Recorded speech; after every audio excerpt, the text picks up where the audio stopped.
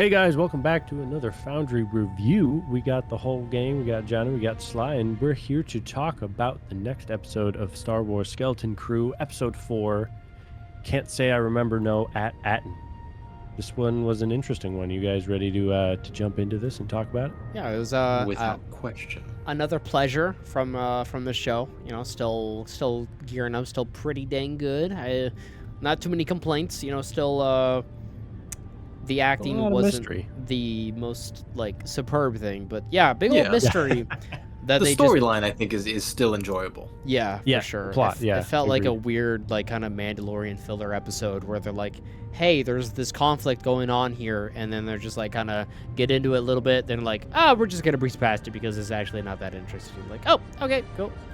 Like, it's like the lizard with the eggs. So you kind of wasted my time a little bit. It made me think of the episode of Michael Biehn where he had the spear, the Beskar spear. I really liked those characters in that episode, and they just kind of like breezed through it almost, you know. I think that was like Ahsoka's debut or something. It was, yeah. I know what you're talking about, though. Yeah, that is a very similar episode. That was an enjoyable one, but it feels so segmented, like random little bit. Yeah. It was okay. The ending of this episode, we like definitely got the story moving along. It was quite good. I was really big into that. We found some like major hiccups, but some resolution of what their issues was. But so, what do we think of this like mirrored planet, pretty much? Yeah, I mean, that is what I was thinking as well. Like, obviously they're going for a very like heavy-handed, like, this planet is the exact opposite of at Atten. Like, this one's constantly at war. No one's doing anything productive besides fighting each other for resources all this time. Yeah. I wish they would have explained a little bit more why. Like, you expect me to believe that this war has been happening on this planet forever, basically? I mean, like, these planets are supposed to be, like, occupied since the Old Republic, which is a long-ass time ago, and this hasn't resolved since then. I know wars can go on for a long time, but damn. Like generations of wars or something like that, where they don't know any other life, but it, you know, looks like they have a really weird way of indoctrinating children and their own children into war and fighting and warriors and stuff like that, because even SM33, when he said like, yeah, I've been here before, like I remember this place, he's like, I remember warriors and shit. Yeah, I love that bit where he's like, yeah, like the ones hiding right now. Yeah. We used to sneak by them, and then the reveal, just a bunch of like enemies.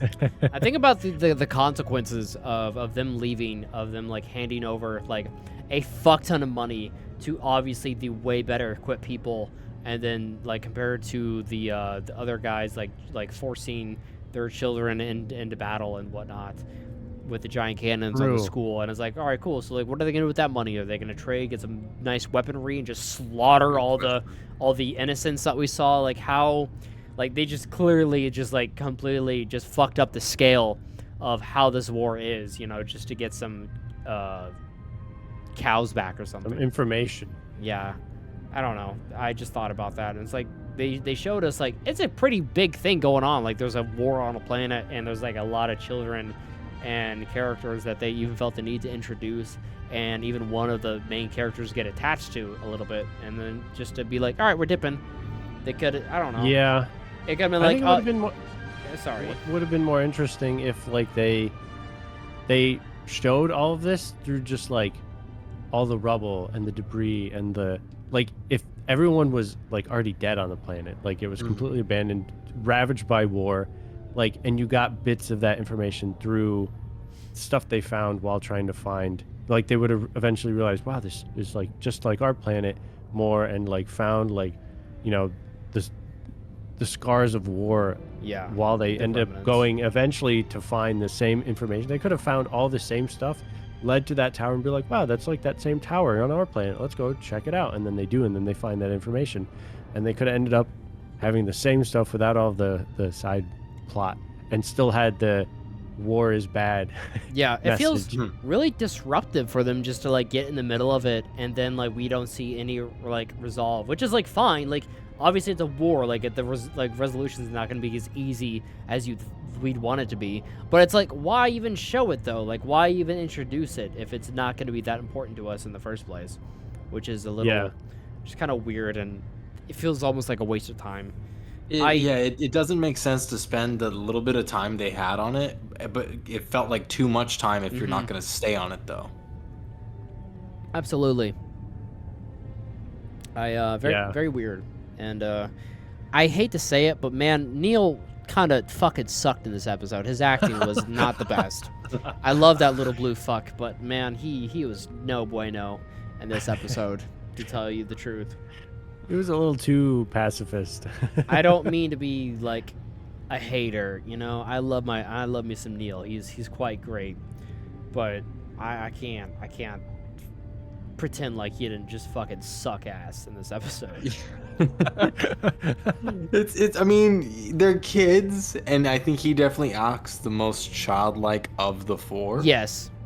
But and there's a beauty to that, because he is kind of like that pure innocence of the group. He is very pure. Yes, they used him for contrast with him and the one survivor girl, pretty much of one of the sides of the war. You know, 100%. I get why he was there, but it's just like, It's off-putting though. It is weird how terrible his acting was, but it's fine. It's one episode. I get it. Like, not all of them will be bangers. It's okay.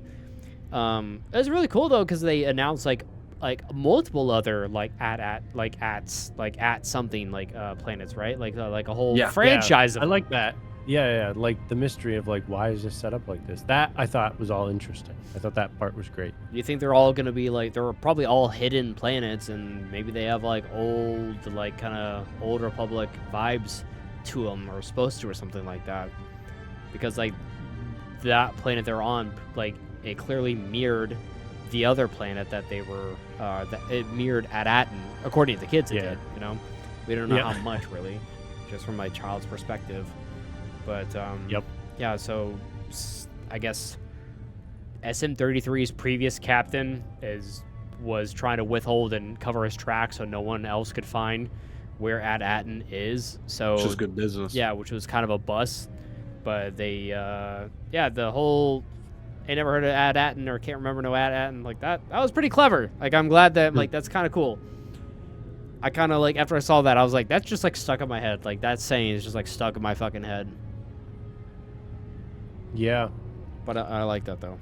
Like, I was just, that's, like, his code word of, like, saying, like, my memory, like, I'm actually not allowed to, like, release any other information on this topic, like, so this is my go-to default. It reminds me of, like, in God of War 1 with the whole Mimir thing, how he's bewitched. Yeah.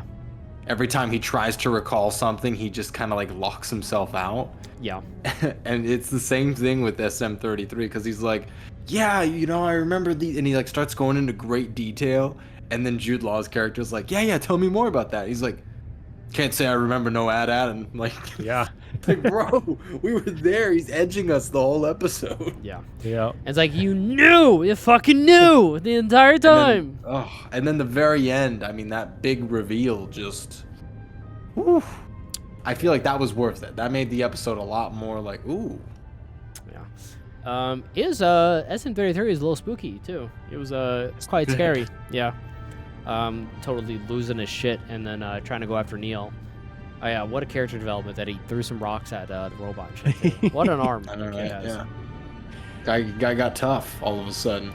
Yeah. What did we think about I guess the development of Jude Law's character? I don't know. He's still like riding that fine line between like, do I like him? Yeah, do which I is not like weird him? though, because he's like, he fucking wants to though. Yeah. He's crooked, but I think he knows morally that since they're kids, he doesn't want to just, burn them. I guess, right. Yeah. If they were adults, he would screw them over hardcore. Oh, 100%. Like, I do not get the impression that he's a good man. No, not at all. But his moral compass isn't so broken that he can't, recognize that these are children. They're kind of pure of heart. Like, I'm going to take advantage of them eventually, but, like, now's not the time. Yeah, he's that's not the playing. Vibe I get. He's not playing his full hand just yet. Correct. Yeah, that's the vibe I get from him. Yeah, which is pretty neat though. I like how it seems like they're earning like the trust, you know, is building up between them a bit, which is kind of cool, you know. I did like seeing that. I'm like Neil like and fully embraced him, and he's like, "Oh, you saved us," you know. It's like, Oh yeah. that kind of thing nice. is like pretty. It is pretty- cute. Yeah. Yeah, it's nice to see them get along. I like when characters get along. It's a big thing I enjoy when people aren't always Yeah. fighting and shit like that. I kind of dig that. When I see a- characters build connections to others, Yeah, dude. it makes me feel connected to the characters. Wonderfully put. Like that is very true. Like I think that fucking fits perfectly. But I mean, It like, makes me worry though because they're building it up, and now I feel like we're gonna get burned later because he's like Ah. he's building their trust, and then like as you said, Sly, he's gonna play another part of his hand and take advantage of him, and I worry for that because Neil is getting attached, and he's gonna be like even more distraught when he gets betrayed or some shit, and I'm like, oh man. poor blue bastard. Yeah. I'm not gonna enjoy if and when that happens there. Yeah, seriously. But I mean, as for ratings, I'm just gonna give it a 6.5. Like it was okay. It's just like not really too much happened. They just like needed to have some filler go on before they said they knew where AT-AT was. Yeah. I feel that. It's one of those episodes that like I'm not gonna go out of my way to skip it because it's not bad. It's just not one of those episodes that like I can't look away. That I'm like, oh my god, like I feel like I'm gonna miss something. No, you're right. It's very filler. It's entertaining, but it is filler. I'm gonna give it a 6.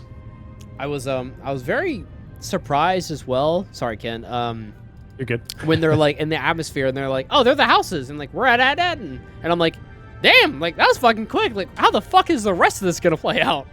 Yeah, right. Oh yeah, that's true. They did give the impression at the beginning that they found their way home already. I was Yeah. like, oh wait, already? Yeah, it was very. Yeah, I almost thought it was like a weird time thing where Interstellar. like, Oh. yeah, right. Like they ended up going into the past or future or something because of weird space time bullshit.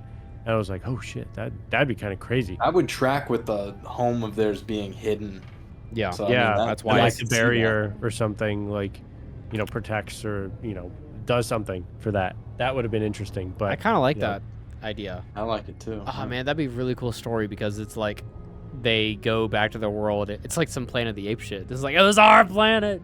Right. Yeah, that's what I almost thought was gonna happen because they were finding houses just like their own, and I was like, oh shit, he's gonna like find his dad's old shit and it's all destroyed because they're actually far into the future, or something like that. I was like, oh no, that's gonna suck.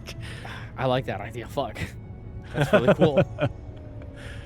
So yeah, I think for me, I agree. I think the last episode I gave like a 7, but this is a step down, so I think I would agree with like, either a 6 or a 6.5, one of the two. I'll probably just say 6 just to make it easy. Yeah, so that's our official review score for the episode. Is this 6? A little shorter. Review that is. The episode I think like is at like I think it was around the same as the other ones. Did they ever fix the title for episode 3? Did we ever check that? That's a good question. I'm It says actually very- astrogation. Right? That's what was Maybe. it before? Fuck, I don't know. That was your Right guys' now it deal. says astrogation, Didn't which sounds correct now. well, one of them had an R and one didn't. Astrogration. I think you guys Yeah, said that's what it was. It was astrogation. We'll just have to go to the subtitle again and see if it matches the title now, because the subtitle was correct. Okay. Yeah, very interesting as an astrogation problem.